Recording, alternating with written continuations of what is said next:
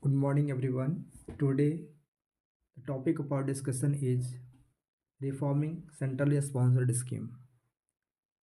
So, basically, this topic is very important because we can see it has been constantly asked in the prelims examination as well as in the mains examination that you can see that in the prelims examination that they will give certain scheme and they will say like Mahatma Gandhi Manrega scheme is a centrally sponsored scheme. Like this, they are asking some schemes and they are mentioning with it the whether it is a central sector scheme or centrally sponsored scheme. So this video is going to be very detailed one because it will deal with all the what is the difference between the centrally sponsored scheme and what is the central sector scheme, and we'll go into deeper side because nowadays UPSC is asking uh, more deeper questions, right? So it is very important. Even you can see in the previous year men's question paper that uh, the question has been asked based on this topic. So let us start with it and we'll make sure that we'll complete uh, this very PDF. It is having around 117 pages and I am feeling to complete uh, it within this month only, so that we can proceed with the another current affairs in the next month, and that will go on, right? So let's start. So basically, why it is in news that this is not much important, but still you have to know that basically Comptroller General of India, that is CAG. CAG comes under article which one? You can write in the comment section. So basically, CAG has set up a committee to tackle the challenges in the centrally sponsored scheme and strengthen their budgeting, accounting, and payment system. So basically, uh, CAG has set up a committee. It has set up a committee to tackle the challenges in the centrally sponsored schemes. Right? Why it is had been set up? Because it has found certain uh, lacuna in its functioning, uh, lacuna in its implementation. Right? So to strengthen that its budgeting, accounting, and payment system, it has been set up, right? So let's start with the what is centrally sponsored scheme. So there are two schemes: centrally sponsored scheme and centrally sector schemes. So you have to understand that centrally sponsored schemes are basically funded by the cost uh, of expenditure on a certain scheme is co-funded, that is by the center and the states, right? That is, it is jointly funded by the center and the states. And you can see that most of these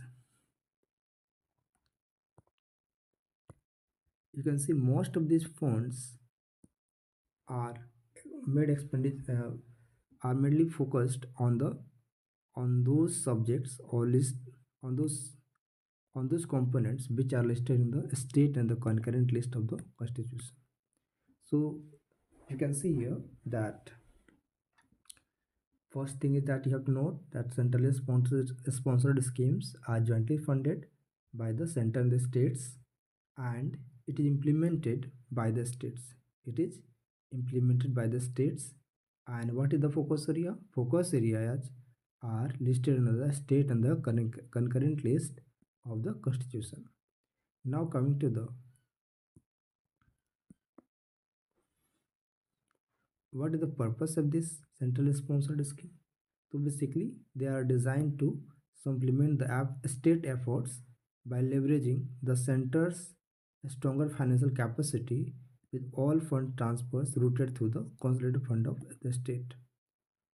So basically, you can see that that we know that there is ongoing conflict between the center and the states, and it is more about the financial distribution among the center and the states. And you know that the center is more capacity to generate the income uh, in contrary to the states, and so most of the states always dependent on the center for generating the funds. And being the financial constant is constants on the states, that basically center is giving certain amounts to implement certain estates schemes, or the concurrent list schemes, concurrent list subjects, right? So basically the center is funding those schemes, or putting to the center states list subjects, right? So this is the idea here. Now coming to the this is very important. This can be generally asked in the, this can be definitely asked in the prelims examination, that number of centrally sponsored scheme and centrally sector schemes. So you can see that, so you can see that in the, say that here that 260 central sector schemes are there, and 54 central sponsored schemes are there. So this is very important, because this can be asked in the prelims examination, that number of central schemes are more than the uh, than the central sponsored scheme. Idea most, you can see what is it? Almost 5 times, right? You can see almost 5 times the central sector schemes are there. This is very important for the prelims. You must remember this one. This fact is also very important, that centrally sponsored schemes are co-funded, and most of the mostly it focuses on the areas which are listed in the uh, current and the state list subjects. Now coming to the, what are the, they are basically centrally sponsored schemes has been classified into the three categories. First is the core of the core schemes. You know that these core of the core schemes basically uh, aimed at social inclusion and protection schemes. For instance, we have the Manrega scheme. Another is the core schemes. Core schemes are basically developmental, are basically focused on the developmental sectors like agriculture, infrastructure, education, health, rural development, right? So we have the example like midday meal schemes, which is a part of education. We its main idea is to promote the enrollment ratio and promote education, nutrition among the children. Now we have the Pradhan Mantri Gram Sadak Yojana, which mainly focused on the creation of rural infrastructure, that is road connectivity. Another is the optional schemes. Optional schemes is what? That is the funds are basically flexible, and it is mainly targeted to the some states only, right? Like we have the village vibrant program. So these are kind of optional schemes. Now we have the financing. So what is the financing?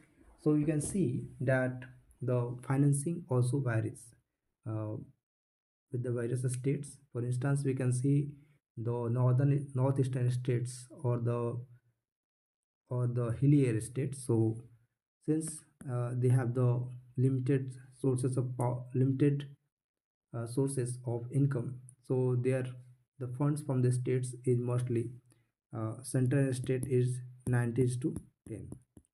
So for the most of the central responsibility, the sharing is, that is 90% share is coming from the center and 10% from the states. So this is the idea. Another, you can see in the some of these schemes it is like 80 to 20, right? But most of the schemes which are implemented is based on the 60 to 40, right? 60 to 40, that is 60 from the center and 40 from the states. It varies from the states to state. And okay, so this you can remember this one. You can see the center allocates around 10% of budget to the centrally sponsored schemes, right? So this is important. So first, this one you can also know that this is very important. You can be asked that, like in first statement, they will focus that centrally sponsored schemes mainly focused on the areas listed in the states and the current list. So this is statement right? Yes, basically it is right. Now implementation is best implementation done by the center or states. So this is basically the implementation is basically is decided by the it basically implemented by the states only. And another thing we can ask that the core schemes, right? Another thing they can ask about the funding share. So this is there. Now coming to the next portion. Okay, so this is very important. This chart is important. We'll look into that what are the difference between the central sector scheme and center sponsored scheme. So you can see that funding, as I've already told you, that in the central sector scheme, the 100 it is the 100% funded by the central government. But if you talk about the central sponsored scheme, so basically it is shared between the both center and the states, which is varies from the states to states. We know that in the northern eastern states and the hilly areas, it is around 90 to 10 or 60 to 40 in the most of the states. Now coming to the implementation, so implementation is uh, directly by the central government machinery or its agencies. So basically, if you talk about the central sector scheme, that is basically implemented by the central government machinery or its agencies. But if you talk about the central sponsored scheme, so it is basically by the state government or Union Territories government. Now, if we talk about the subject area, so subject area, as I already told you, that it is mainly focused on the subjects listed in the union list, and but central sponsored schemes are based on the subjects which are listed in the state list and the concurrent list.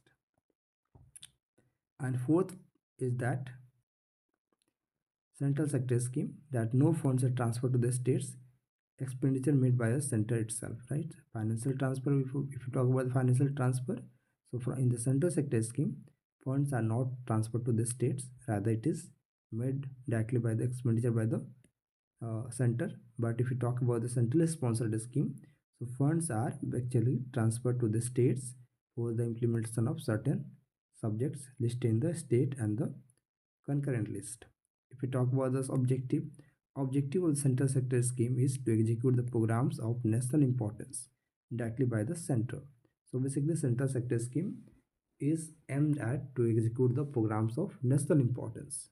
Like, for instance, we have the heritage protection. Another thing is the centrally sponsored scheme that to assist in the implementing welfare and developmental programs. And if you talk about the example, so we have the BharatNet. This is central sector scheme. The space research program. This is national importance, right? Central Armed Force empowerment, right? So these are the central sector scheme, and central sponsored scheme like Manrega, National Health Mission, midday meal scheme. All this comes under the centrally sponsored scheme. So you have to remember these missions, schemes, and schemes, right? So because this can be asked, and this will definitely ask, because the UPSC basically asks the examples, like they will basically give the scheme and they will write whether it is the centrally sponsored scheme or centrally sector scheme, and you have to mention you have to choose the correct answer. So if you remember these things, that Manrega basically it has been asked many times, and midday meal skill one it has been asked. So use national health mission is also asked in the prelims examination. So you can definitely expect a question that whether it is the centrally sector scheme or centrally sponsored scheme, and you have to mark that correct, right? Now coming to the what are the key issues related to the central sponsored scheme. So let's just start with the discussion. What is the issues with it? First is the lack of transparency. So you can see that a major challenge is the unclear representation of the central sponsored scheme funds in the state budget, where this where center and states here are not distinctly shown. Basically shown, hindering the alignment with the broader goals like SDG and tackling the total fund spending.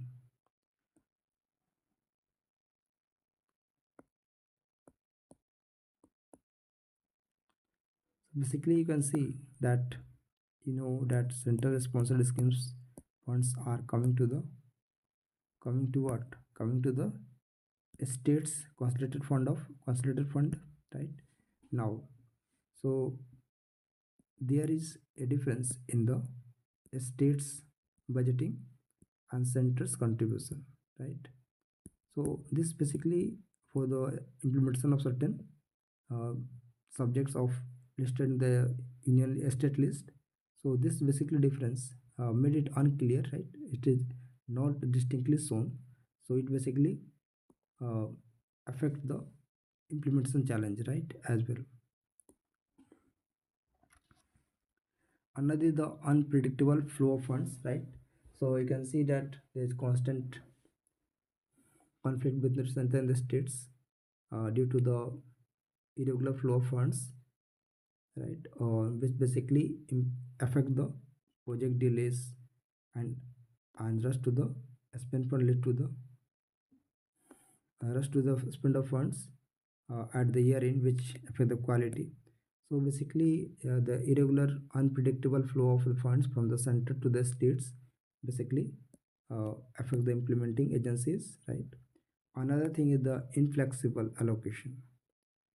For instance, we can see that how the unpredictable flow of funds affect the implementation. For instance, you can see that the central government is funding certain scheme, right? Suppose certain scheme is there and it is being implemented by the states, and central government is funding. Now, the that financial year start from the April to the March, right? So you can see this in this period, if the central government is funding in the one financial year, so if the fund is had been delayed by the several months, right? If it is coming in the December, now by the March they have to implement, they have to do everything. So from that April to the December, this gap in the delay of the fund transfer basically affecting the implementation challenge. And since these funds are lapsable, so if you are not implementing, if you are not investing those uh, funds to the schemes uh, that it is meant to be, then it lapses. So this is the major challenge, that unpredictable flow affect the quality for us, right? So you can see that to try to invest all that money, they basically uh, they will rush to the work. So this is the idea. So there will basically rush to the funds as well.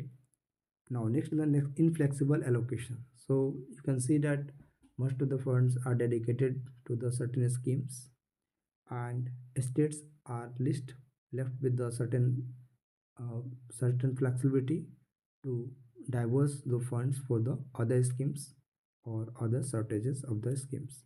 So this basically uh,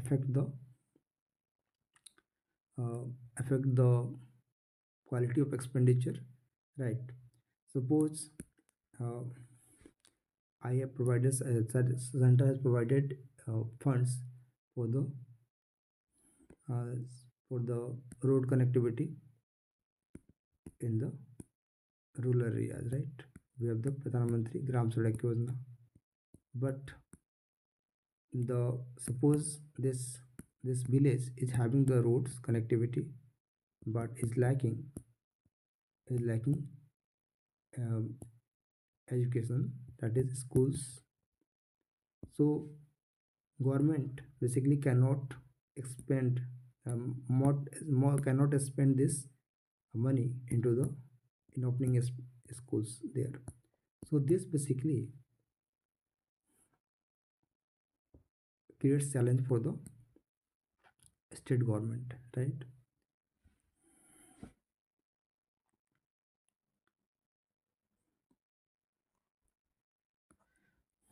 Now another thing is the challenge in the payment system. So you can see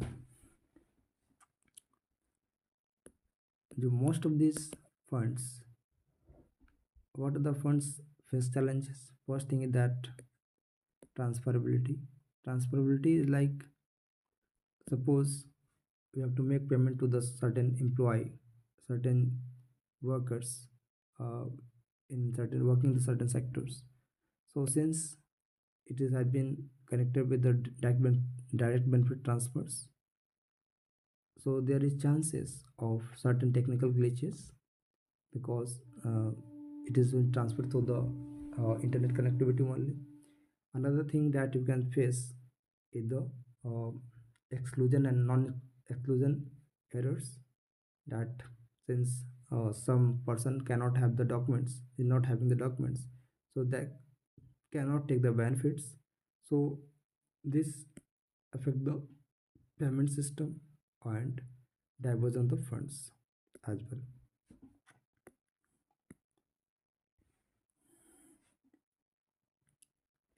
Now coming to the what are the reforms to improve the effectiveness of CSS. So if you talk about the reforms, we have the unified and transparent budget headings.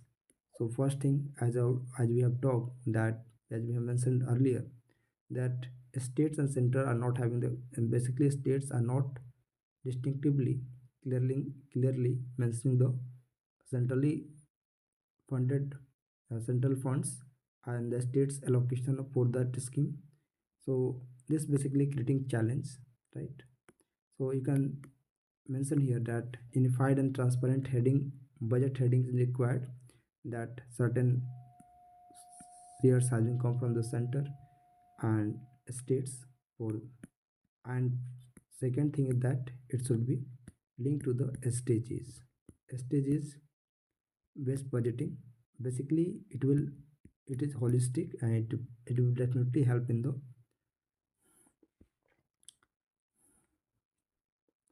development of the states or the region.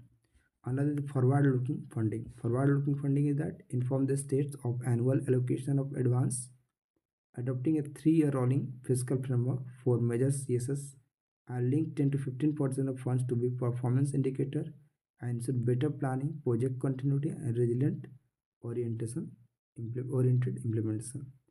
So basically forward looking funding, what is that? That suppose you are giving that, suppose certain schemes are there and you are allocating data states some 5 lakh crore, right? 5 lakh, not 5 lakh, suppose 50 crore or 500 crore has been allotted for certain scheme. So basically you have to mention that, make sure that this 500, uh, before giving this you have to inform that I will providing this much amount in this month, right? So from there, so they can plan before it, right, how they will make expenditure. Another thing is that they will basically linking, that is they also, it can also ensure that 10 to 15% performance based indicator, that is uh, 50, if you have the 500 crore, so almost 50 crore will be going for the performance based indicator. If you are performing well or implementing the scheme well, so that 50 crore will be paid out. So this can be basically enhance the quality. This will basically improve the quality of the project implementation, right?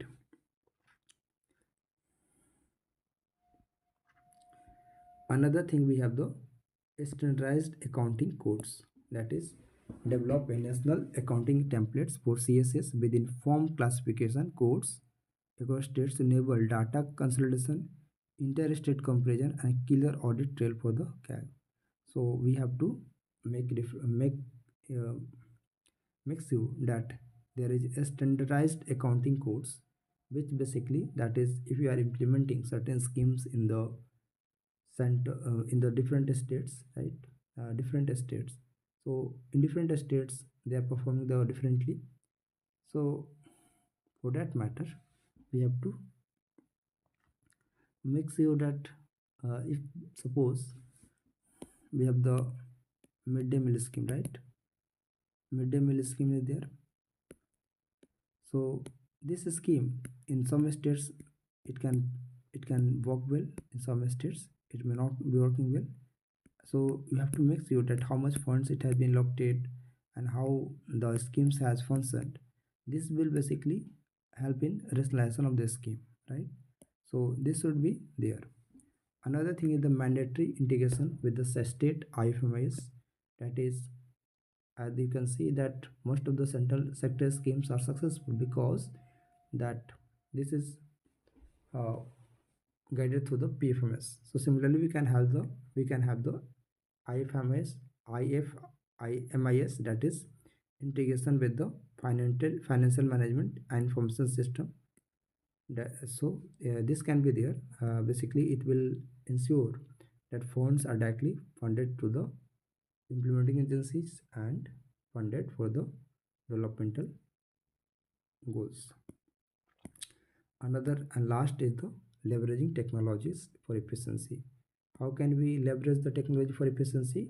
So we have the AI and data analytics, which can basically gather the real-time data, and based on uh, those observations, we can optimize the schemes and rationalize the schemes and simultaneously fund transfer the funds for that those implementation, right? So this can be the one of the approach through which we can ensure there is standardized in the standardized central sponsored scheme and the central sector schemes, right? So we can attempt this question, you can attempt this question, right? Examine the challenges and the implementation of centrally sponsored schemes. So as I've already told you, the what are the key issues here? So lack of transparency, unpredictable flow, inflexible allocation, challenge the payment system. So you can mention these things, and in the subheadings you can mention these examples, right? Uh, these points, right? Now coming to the reforms to improve, so you can mention these things here.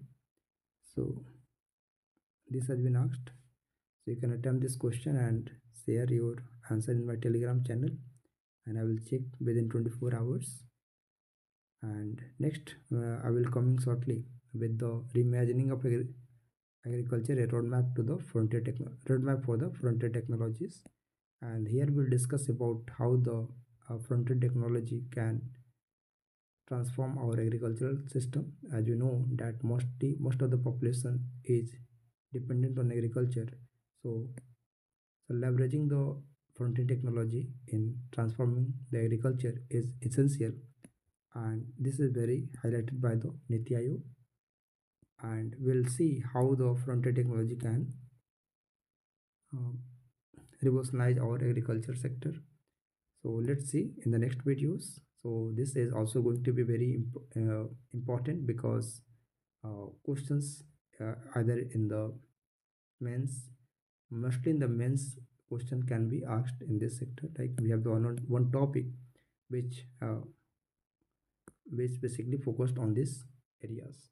So this is very important. You have to uh, make sure that this video is, you do not miss it.